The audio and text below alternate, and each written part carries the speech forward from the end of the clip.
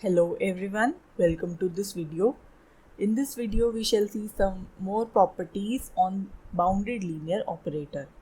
So first of all you should know what is a bounded linear operator. Linear operator whose bound is finite number, right? So we may say the bound of some operator t is less than some finite number. So the theorem here that we have is it says that the operator t which is present in the space bxx, where what is this bxx? This is the space consisting of all the bounded operators. So b comma x, this is the space of all bounded operators. So on this space of all bounded operators, where the space X is defined to be a Banach space. Now what is a Banach space? A normed space which is a complete space. So now they say that if your operator be a bounded operator defined on some Banach space, and the bound here is given to be 1 of this operator t, and norm of t is less than 1. So then we are to show these results. The first result, it says that the operator I minus t, its inverse exists. This is one thing that we have to prove. As a bounded linear operator, first of all we have to show that the inverse of this operator exists, and moreover this is a bounded operator. Another thing we have to show that the operator which is represented by this infinite series, the operator I plus the operator t plus the operator t square plus the operator t cube and so on up to infinity. So we have to show that this thing is equal to infinite series, and the series on the right is convergent in the norm on this space of bounded linear operators on the complete Banach space. So this is the theorem here. As for the proof, in order to show that I minus t inverse operator that exists, so we will show that the series which is this operator which is given by this series exists. And so what do you mean by existence of this series? We will show that the infinite series has a finite sum. Another thing, we will show that it is convergent.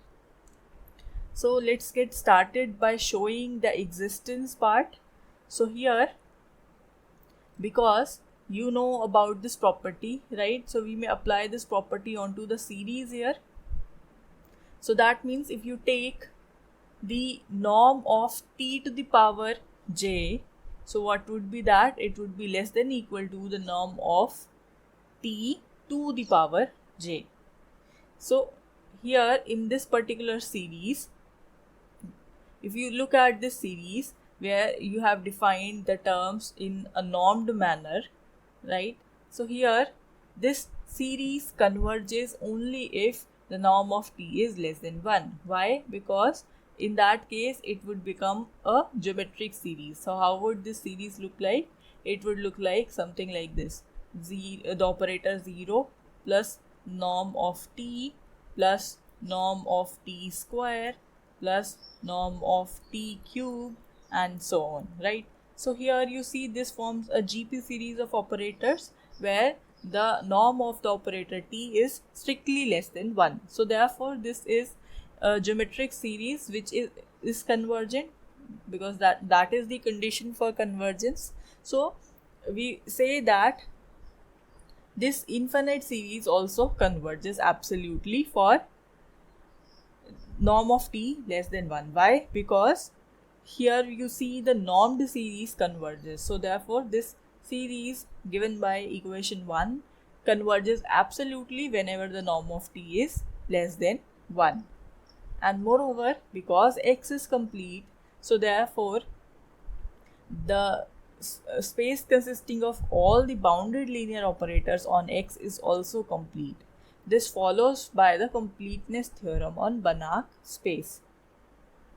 So moreover, we also have the result about this absolute convergence. This absolute convergence implies the convergence whenever we are talking about a normed space which is complete in itself.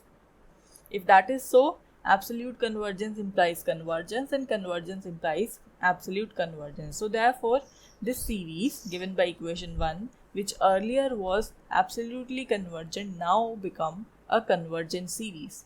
So we have shown over here that this infinite series is convergent, and moreover we have shown here that this series is a GP series, right, having the common ratio as the norm of operator T, which is less than equal to 1. So we have proved this first part. So the next thing that we require to prove is that this is nothing but the sum of this series.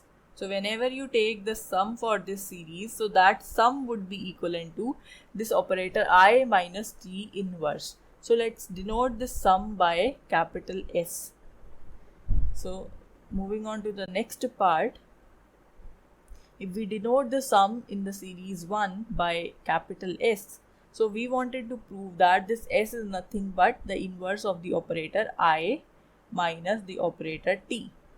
So for that, what we do, we take this operator I minus T multiplied by I plus T plus up to T to the power N.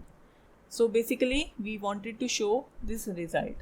So using this result, I minus T into S is equal to S into I minus T, that is equal to I. So from this result, we shall prove that S is nothing but the inverse of this operator I minus T.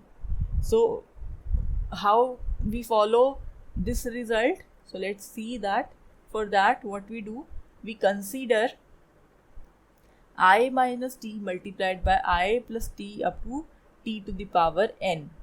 So this thing would be equivalent to this thing, there is no problem, because when you multiply the terms here, you would have all the terms cancelled out and you are left only with I minus T to the power N plus 1. And what is this? This is nothing but S, right? Whenever n tends to infinity, this becomes n, because S was the sum of the infinite series of this kind. So whenever you let n to go to infinity, this term become equal to S. So you have I minus T into S is equal to S into I minus T, and this thing is equal to I minus T to the power infinity. Now T to the power infinity, because the norm of T is less than 1, so this term would tend towards 0 whenever you have n going to infinity. So that means we are left only with these terms.